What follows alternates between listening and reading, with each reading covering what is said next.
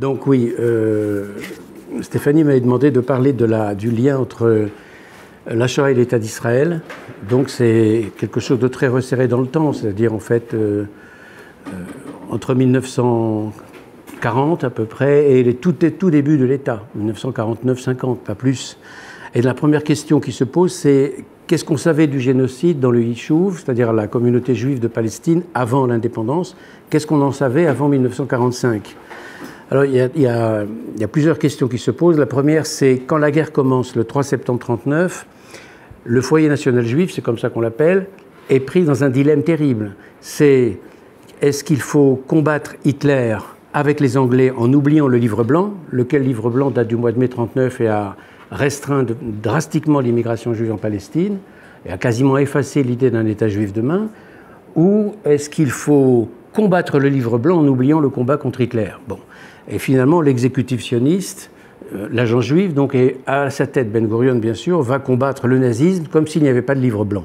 En gros, c'est la ligne qui sera conduite jusqu'en 1944, non sans violents débats internes. Entre autres, il y a toute une branche dissidente de la Haganah, ce qu'on appelait le Lehi, groupe très marqué à nationalisme très, très à droite, qui a tenté de combattre les Anglais à ce moment-là, mais c'était très, très marginal, absolument marginal. D'ailleurs, il a été tué par les Anglais en 1942, je crois. Deuxième point, combien de Juifs ont tenté d'immigrer en Palestine durant la guerre? 70 000. 70 000 ont tenté d'immigrer illégalement en Palestine, parce qu'il y avait une immigration légale qui était limitée à 15 000 par an. 15 000 par an sur 5 ans. Et au-delà de 5 ans, personne. Mais malgré tout, il y a une immigration illégale parce que la demande d'immigration est considérable. 70 000 ont tenté d'immigrer, ça ne veut pas dire que 70 000 ont réussi à entrer en Palestine. Beaucoup ont été arraisonnés par les Anglais, conduits à Chypre, ou conduits à l'île Maurice, dans l'océan Indien, pour un grand nombre d'entre eux, ou conduits pour quelques-uns en Palestine, dans le camp d'Atlit, près de Haïfa. Bon. Cette immigration clandestine, elle a donné lieu aussi à des désastres maritimes. De nombreux navires ont été coulés en Méditerranée ou en mer Noire, et il y a eu là des centaines et des centaines de victimes. Bon. Ça, c'est le premier point. Le deuxième point, c'est que savait-on du génocide jusqu'en 1945, ici en Palestine? Et quand d'ailleurs? Parce qu'il est important de savoir ce qu'on savait en 40 n'est pas la même chose qu'on savait en 42, et quel mois de 42? Il faut être très très précis sur les dates ici. La première chose à noter, c'est qu'il y a une prescience de la catastrophe chez un grand nombre de dirigeants juifs, en particulier sionistes, plus que les autres, parce qu'ils ont d'une certaine façon une prescience du désastre depuis très longtemps, depuis les débuts du sionisme russe.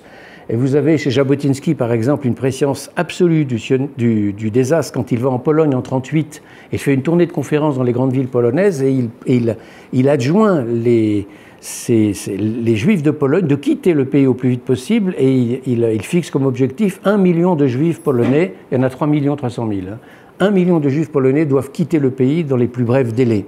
Mais il n'est pas le seul à avoir cette présence du désastre. Ben-Gurion, par exemple, après avoir lu Mein Kampf, écrit à une amie qu'il prévoit une Shoah pour le peuple juif. C'est frappant ce terme. Ça ne veut pas dire, ça n'a pas le sens d'aujourd'hui, ça a le sens de catastrophe dans la Bible.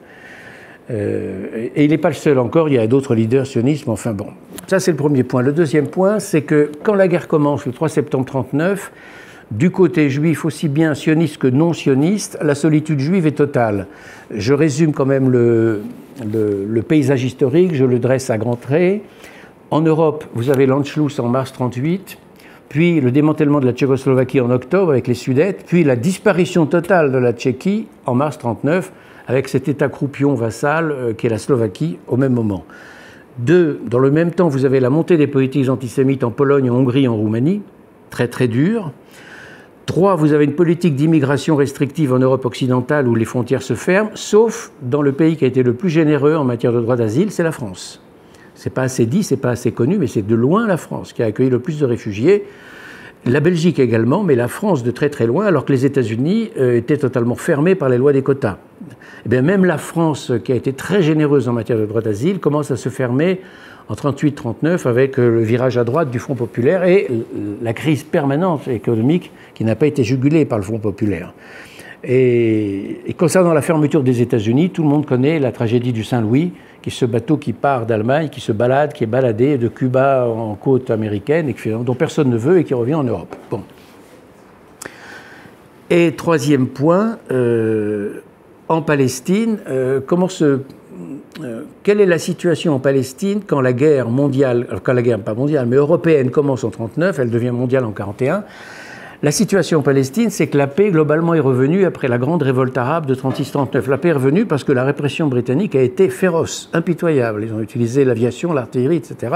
Et très gros moyens face à une guérilla qui était très faiblement armée. Ce n'est pas une armée moderne, bien sûr.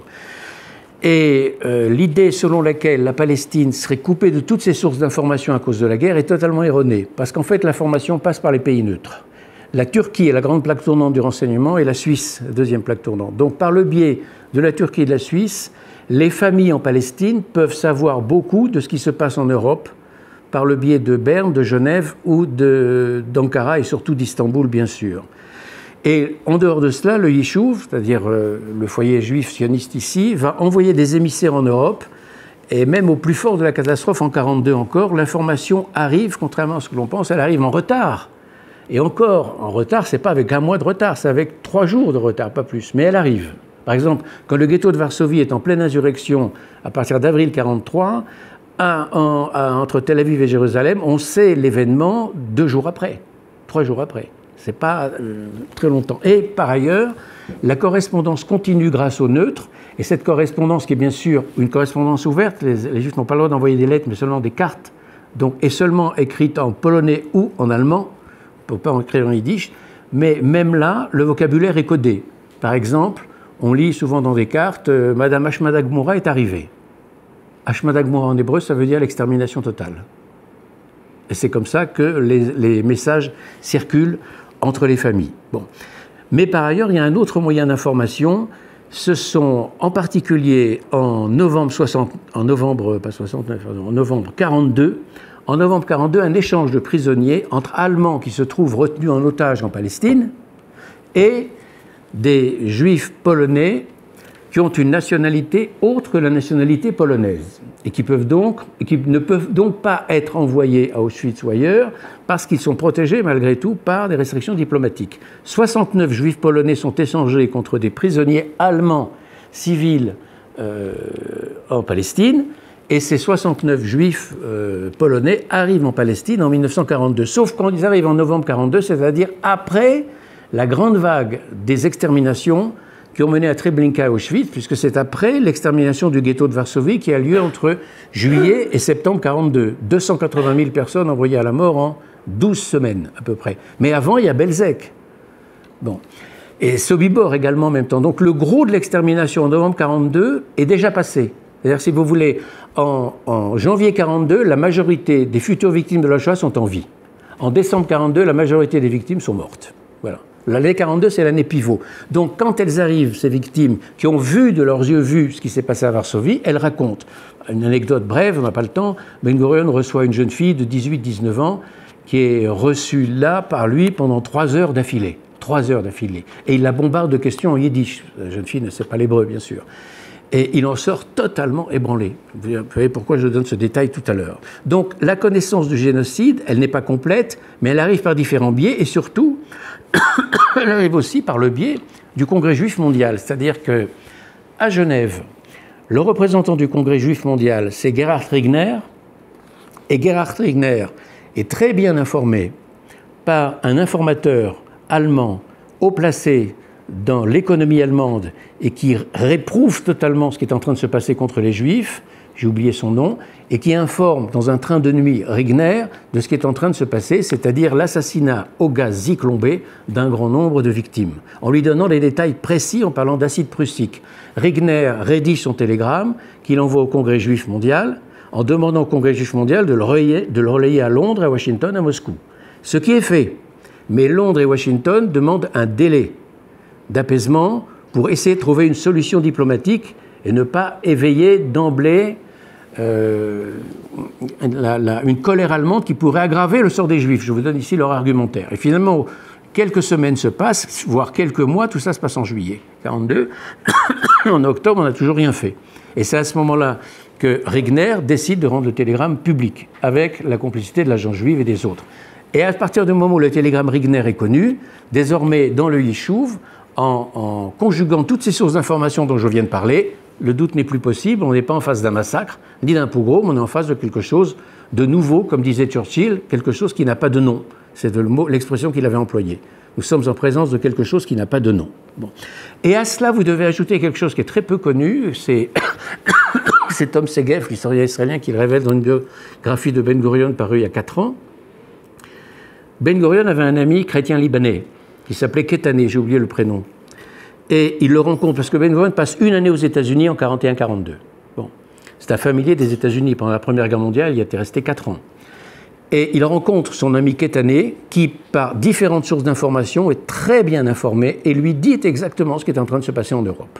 Donc, quand Ben Gurion revient auprès de l'agent juive, il dit, sans nommer sa source d'information, qu'il a des renseignements très sûrs, mélangés au télégramme Rigner, aux 69 qui viennent de Pologne, et au témoignage de cette jeune fille, parmi d'autres, bien sûr, et à d'autres sources de renseignements, entre autres les correspondances, le doute n'est plus possible. Et c'est à ce moment-là, donc en gros vers le 25-27, je ne sais plus exactement la date, novembre 42, que le Yishuv décrète un deuil officiel. C'est-à-dire que les journaux paraissent encadrés de noir. Pendant 3 jours, les restaurants, les cinémas, les théâtres sont fermés, le pays est totalement en deuil. Et c'est alors à ce moment-là que se pose la question centrale. Et que fait-on maintenant? Que faire? Eh bien, la réponse est très simple. Rien. Tout simplement parce qu'il n'y a rien à faire. À savoir que le Yishuv est totalement impuissant.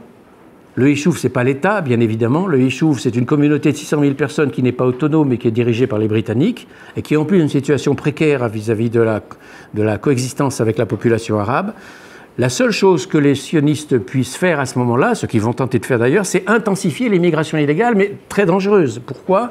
Parce que ça ne peut que provoquer la colère des Britanniques. Donc ils le font non sans débat interne. Par exemple, Ben Gurion est très hostile à l'immigration illégale. Il ne veut pas fâcher les Britanniques. L'alliance pour lui privilégier à ce moment-là, c'est les Britanniques. Bon. Deuxième possibilité, faire pression sur les Alliés pour une intervention militaire, entre autres sur les voies ferrées qui mènent à Auschwitz. Ça s'est fait, ça s'est dit, ça n'a eu strictement aucun impact. Troisième intervention possible, une intervention militaire dérisoire. Le Yishuv n'a pas d'armée, il a une petite milice qui s'appelle la Haganah. Envoyer des commandos par le biais de l'armée britannique, c'est les commandos, c'est ce qui sera formé avec la brigade juive, mais ce sont des commandos à part, tous sur la base du volontariat, ils sont je crois une quarantaine, dont 2 femmes je crois, qui sont parachutées au-delà des lignes allemandes entre Yougoslavie et Hongrie. Et parmi ces commandos, la fameuse Hana Senesh, qui est prise, comme la plupart sont tués d'ailleurs au prix. Il y a très peu de rescapés, très peu de survivants. Hana Senesh est prise et finalement elle sera assassinée juste à la fin de la guerre, probablement par les Hongrois et pas par les Allemands, enfin, je crois. Ça, c'est le premier point. Que faire? La réponse est rapide. Il n'y a pas grand-chose à faire parce que le Yishuv n'est rien, tout simplement. Deuxième question, est-ce que le Yishuv a fait montre d'indifférence? À ce moment-là, c'est le procès qui a été fait après la guerre au Yishuv et jusqu'aux jours actuels, le procès est fait contre Ben Gurion qu'on a accusé d'indifférence à ce qui est en train de se passer. Alors la vraie question est la suivante, c'est de l'indifférence ou de l'impuissance? La réponse, elle est claire, on n'a pas le temps d'entrer dans tous les débats, la réponse, c'est l'impuissance. Même un Tom Segev, qui était il y a 15 ans très critique envers Ben Gurion, qui était au moment du 50e anniversaire du procès Eichmann, il était très dur sur lui. Dans sa biographie, qui est parue en anglais et en hébreu, il est, quand vous la lisez en anglais, par exemple, il est beaucoup plus nuancé. Et il a compris que l'homme fait avec, c'est un esprit politique, Ben Gurion, c'est un pragmatique, c'est un véritable cerveau politique, il fait avec ce qu'il a, il fait avec les réalités. La réalité, c'est l'impuissance. Donc, il fait avec l'impuissance. Donc, en clair, on a pris l'attitude de Ben Gurion, qui est une attitude d'un homme qui finit par se résigner parce qu'il n'y a rien à faire. Matériellement, il n'y a rien à faire pour de l'indifférence, alors qu'en réalité, il n'est pas du tout indifférent. Tous les témoignages ici le prouvent. Donc, le Yishuv ne peut rien et donc il ne fait rien sur le fond. Et c'est surtout une manifestation d'impuissance et aussi une dimension qui est oubliée de honte. Mais je vais y venir dans un instant. Deuxième point, indifférence ou impuissance, Ben Gurion raisonne en politique et seulement en politique. Toute sa vie, d'ailleurs, il n'a raisonné que comme cela. Ce n'est pas un moraliste, pas du tout. Il veut un État juif, et un État juif à tout prix, c'est son obsession, et il est prêt pour cela à en prendre tous les moyens. Le problème, c'est, pour lui, qui se pose à partir de 1942, quand la nouvelle est connue, et d'ailleurs en 1942, plus de la moitié des victimes sont mortes. C'est comment construire un État, demain, avec des troupes qui ne sont pas là. Parce que le réservoir démographique du Yishuv, c'était l'Europe orientale. Le réservoir sioniste du Yishuv, c'est-à-dire des militants dans les mouvements de jeunesse, c'était l'Europe orientale. Je rappelle que le monde arabo-musulman, à la veille de la Seconde Guerre mondiale, sur 17 millions de juifs, c'est 1 million de juifs. C'est rien. C'est un pourcentage minime. Le gros du monde juif, c'est le monde ashkénaze d'Europe orientale et bien sûr, en deuxième lieu, la communauté américaine, qui est aussi d'origine ashkénaze. Donc, un, comment construire un État avec des gens qui ne sont pas là, et deux, comment ensuite, face aux alliés, justifier l'existence d'un État pour une population qui n'existe plus. Ben Gurion le dit dès 1942, il voit déjà l'objection, mais pourquoi voulez-vous un État juif? C'est pour un peuple qui n'existe plus en Europe. Bon. D'où la troisième question qui se pose.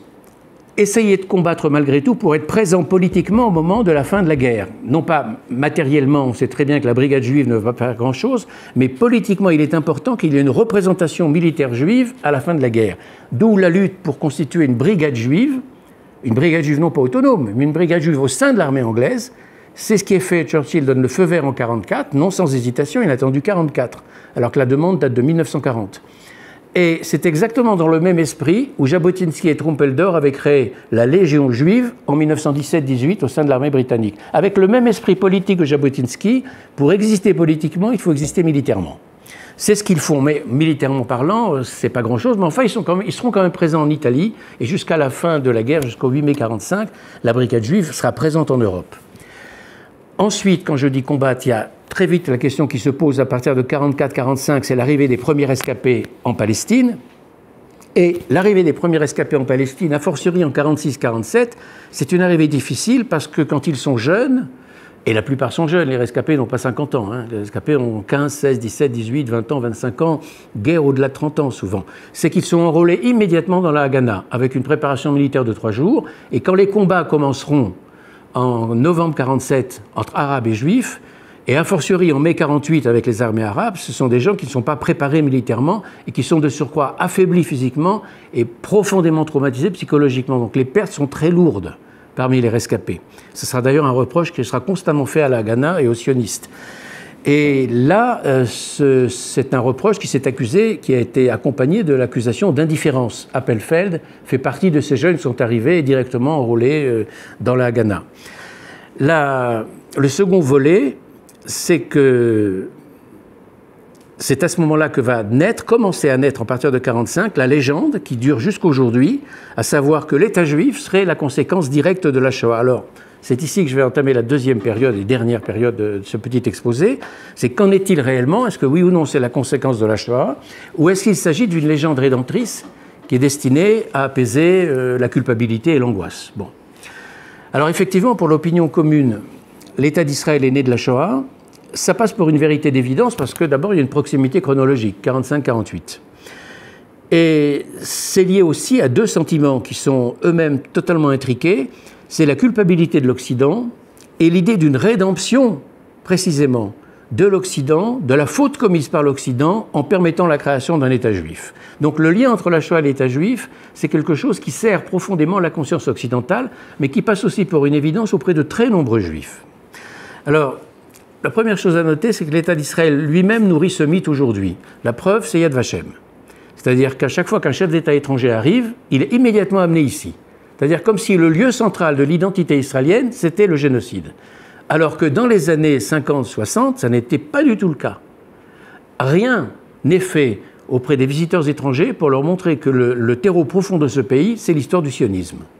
On ne les amène pas dans les lieux d'édification du sionisme, ça pourrait être Zichron Yaakov, Rishon LeZion, là où il y a le Mechavia, le kibbutz d'hier, par exemple, des choses comme ça. Bon, rien n'est fait pour cela. Deuxièmement, la place du Yom HaShoah est aujourd'hui une place centrale. Il y a un Yom HaShoah, effectivement, qui a été voté par la Knesset en 1951. Ça n'avait pas une place centrale dans les années 50-60. C'est devenu aujourd'hui une manifestation centrale dans la cérémonie du souvenir en Israël. Et puis, il y a les voyages en Pologne qui se multiplient. Des lycéens, par exemple. Il y a un très grand nombre de lycéens de première terminale qui ont fait ce voyage en Pologne. Il y a les formations dans la police. Les jeunes recrues dans la police font un jour à Yad Vashem, un jour dans le nord à Lochem et à Getaot. Les formations à l'armée. Toutes les jeunes recrues à l'armée passent un jour ici, un jour là-haut dans le nord. C'est au tout début de leur formation.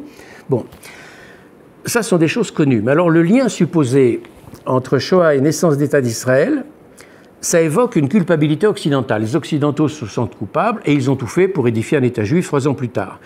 C'est totalement faux sur le plan historique. Ça fait partie des mythologies les plus dures à déraciner.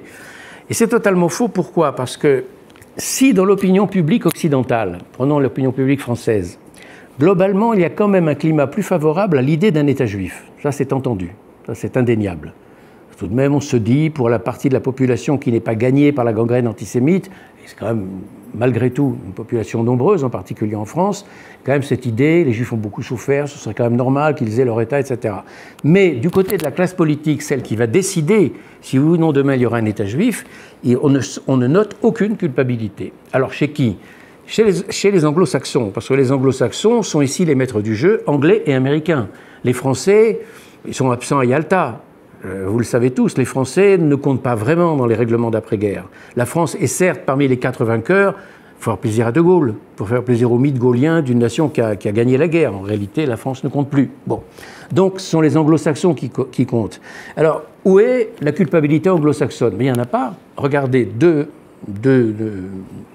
situations précises.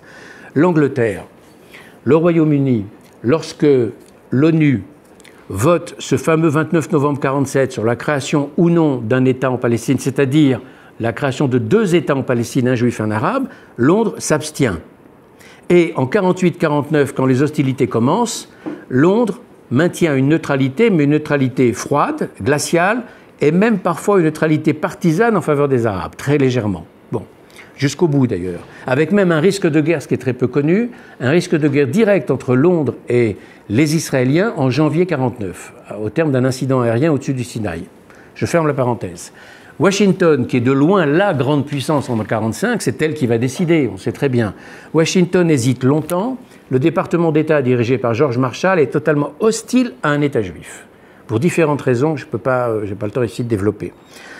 Et George Marshall, jusqu'au bout, va freiner auprès de Truman sur l'idée d'un État juif. Il va le pousser constamment à dire non. Finalement, Truman dira oui, pour une raison interne, pas par philosémitisme ni par philosionisme, il se moque éperdument. Il connaît d'ailleurs très mal le dossier. Bon, il a délégué ça à Marshall. Simplement qu'il est soumis à réélection. En 1948, il doit être élu ou réélu. Bon, parce qu'il a pris la succession de Roosevelt. Or, l'électorat de Truman, c'est l'électorat démocrate. La communauté juive américaine, 5 millions de personnes, c'est une communauté qui vote démocrate. Il a besoin du vote juif. Et c'est ce qui fait qu'avant les fameuses élections de novembre 1948, il va multiplier les signes de sympathie envers le sionisme et finalement, il va pousser la délégation américaine à l'ONU à voter oui en 1947 et en 1948. Mais quand on regarde le détail, une fois le oui américain à l'ONU en novembre 1947 prononcé, on s'aperçoit qu'à 4 reprises, la diplomatie américaine tente d'empêcher la création de l'État d'Israël. Là aussi, je n'ai pas le temps de développer, mais je vous le dis simplement, c'est pas la peine de noter, ça va trop vite, c'est l'embargo sur les armes en décembre 1947. Embargo sur toutes les armes. 2, le moratoire en mars 1948. Un moratoire, c'est-à-dire on suspend la décision. Si le moratoire avait été accepté par l'ONU, il a été refusé, il n'y aurait jamais eu d'État d'Israël. C'est évident que le non l'aurait emporté. 3, en avril 1948, il propose une trêve au milieu des combats. Si trêve il y a, ça signifie que les Juifs demain sont submergés, bien sûr. Et 4, ils font pression sur le Yishuv le 10 mai 1948, ou le 9 mai 1948, sur Ben Gurion directement pour lui dire « Ne faites pas l'erreur de proclamer l'État, vous allez être engloutis par les armées arabes ». Pression à tel point que la majorité des camarades de Ben Gurion lui disent « Ça n'est pas le moment, on va à la catastrophe de la défaite ». Et Ben Gurion maintient son point de vue en tant que chef de l'exécutif, c'est « Oui, on va jusqu'au bout le 14 mai 1948 ». Mais si on avait écouté les Américains à 4 reprises, il n'y avait pas d'État d'Israël. Donc c'est très important à noter que les Américains ne sont pas du tout pro-israéliens au moment du conflit. Donc l'idée que ce pays aurait été favorisé par les États-Unis, ça fait partie des mythologies. Donc il n'y a pas de culpabilité occidentale, et encore moins américaine. Et américaine, on le comprend, ils sont pour rien dans le génocide, sauf qu'évidemment, ils ont refusé les immigrants et qu'ils n'ont strictement rien fait pour bombarder les voies ferrées vers Auschwitz. Bon. Derrière ces atermoiements, il y a 3 préoccupations des Américains qui expliquent cette attitude. Ils craignent l'hostilité du monde arabe, et ils ont raison, bien sûr. 2, ils ont d'énormes intérêts pétroliers dans le monde arabe avec l'Aramco. Pratiquement 70% du pétrole arabe passe par les firmes américaines à ce moment-là. Et Marshall le dit à Truman, il y a des arguments solides sur le plan économique, en dehors du fait que Marshall est probablement assez antisémite, mais ça joue un rôle qu'à la marge ici. Le plus important, c'est que sur le plan stratégique, il voit juste Marshall. On va se mettre le monde arabe à dos, on a des intérêts économiques considérables, et troisième raison, qui est en général passée sous silence, les réfugiés, on ne peut pas les accueillir aux États-Unis. On ne veut pas les accueillir aux États-Unis, et ça sera cet argument-là, avec le vote démocrate des Juifs, qui va peser dans la balance pour dire oui à l'État juif. En un mot, on va détourner vers la Palestine le flux d'immigrants qu'on ne veut pas avoir ici. Dernier point, c'est que du point de vue de l'histoire juive, l'idée que cet État serait né du génocide est une quadruple erreur.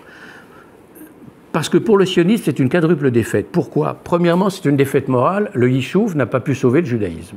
Il n'a rien pu faire. Il était impuissant. Deuxièmement, une défaite politique. Les sionistes n'ont pas pu convaincre les Juifs de venir ici tant qu'il en était encore temps, c'est-à-dire jusqu'en 1936. Après 1936, c'est très régulé. Bon, ils ne sont pas venus. Et je l'ai dit l'autre jour, dimanche, 2% seulement des Juifs russes sont venus ici. Et quand vous faites le bilan sur 17 millions de Juifs dans le monde en 1939, il n'y en a que 500 000 ici, c'est dérisoire. Bon. 3, défaite démographique, les forces vives du futur État, c'est-à-dire le judaïsme d'Europe orientale, est mort. Bon. Et 4, défaite diplomatique. Pourquoi un État juif? Parce qu'il n'y a plus de Juifs. Je l'ai dit tout à l'heure. Voilà les 4 points qu'on peut passer en revue. Mais ça ne s'arrête pas là. Du point de vue de l'histoire juive, cette idée, cette assertion selon laquelle l'État serait né du génocide est une entreprise négationniste. Attention, quand on dit négationniste, n'entendez pas négationnisme au sens forissonien, c'est pas ça. Négationniste au sens historique classique, c'est-à-dire quelque chose qui occulte complètement un pan de l'histoire, volontairement ou pas volontairement, peu importe, mais en tous les cas, c'est de la négation de l'histoire. Quelle négation? Ça ignore premièrement qu'il y a eu, avant l'État d'Israël, une triple reconnaissance juridique de l'État juif. L'État juif n'est pas né du génocide, il a été reconnu à la conférence de San Remo en 1920. Il y a le mandat de la SDN confié au Royaume-Uni en 1922, deuxième reconnaissance juridique. 3, il y a la résolution de l'ONU en 1947. Et surtout, là où on est en face d'une vision véritablement négationniste de l'histoire, c'est que cette vision d'un État né du génocide ignore totalement les origines du sionisme. Or, les origines du sionisme, c'est le vieux Yishuv séfarade qui est passé par pertes et profits du fait de l'historiographie ashkénaze. Complètement oublié. Or, il y a ici un vieux Yishuv séfarade qui a jeté les bases du futur État juif avant l'Aliyah ashkénaze. C'est-à-dire qu'il y a déjà des journaux en hébreu ici, avant Ben Yehuda, avant la première Aliyah, dès 1870. Et ce sont des séfarades qui sont à l'origine, des juifs d'origine ladino, turcs, etc., ou des juifs mizrahim, c'est-à-dire orientaux, c'est-à-dire arabophones. Ce sont eux qui sont le véritable creuset sur lequel l'Aliyah ashkénaze va se modeler et forger finalement l'outil nécessaire à la création. Donc, un réveil hébréophone et un Yishuv séfarade qui ont joué un rôle fondamental qui disparaissent complètement de cette histoire finalement. Deuxième point, les Aliotes commencent en 1882 et Tel Aviv est fondée en 1909. Quel rapport entre Tel Aviv et la Shoah? Aucun. Tel Aviv, quand la Seconde Guerre mondiale commence, compte déjà 200 000 habitants. Aucun rapport. Troisième point, en 1930 déjà, vous avez une société qui parle hébreu dans la rue au quotidien à 70%. Donc vous avez déjà l'embryon de l'État d'Israël avant la Shoah. Et quatrième point, les grandes institutions de l'État qui existent encore aujourd'hui, elles ont toutes été créées non seulement avant 1940, mais pour la majorité d'entre elles avant 1920. La Histadrout, le grand syndicat, la Copatrolim, la sécurité sociale la même année, l'université hébraïque en 1925, le premier lycée hébraïque en 1906, le Ternion de Haïfa en 1914. On pourrait continuer comme ça la liste. Et enfin, dernier point, quand vous prenez la déclaration d'indépendance, qui est un très très beau texte à relire, qui fait un peu figure de constitution dans ce pays qui n'a pas de constitution, quand vous prenez la déclaration d'indépendance, on pourrait s'attendre, au vu de la doxa aujourd'hui en usage en Europe et ailleurs, à ce que la Shoah figure en préambule. Mais pas du tout. Vous lisez le texte qui fait 5 ou 6 pages, la Shoah est mentionnée en page 4 en 3 lignes. En 3 lignes seulement, c'est tout. Elle ne figure absolument pas comme les arguments fondateurs de l'État. Voilà pour l'essentiel, le cadre. Est-ce que j'ai fait mes 30 minutes ou pas encore? On a commencé vers 13h10 à peu près, c'est ça 10-15. Alors dans ces cas-là, il te reste très très pressé, ça n'a Bon. pas le temps de faire le musée. On va choisir. Bon, ben non, il n'y a pas de conclusion parce que non, non. Pas, Non, alors j'arrête là. Donc, c'est-à-dire, s'il y avait une dernière partie, je voulais dire comment c'était la fin de l'exposé, comment les premiers rescapés ont été accueillis et comment s'est mis en place le Yom HaShoah et tout le reste. Voilà. Ça sera pour une autre fois. Voilà.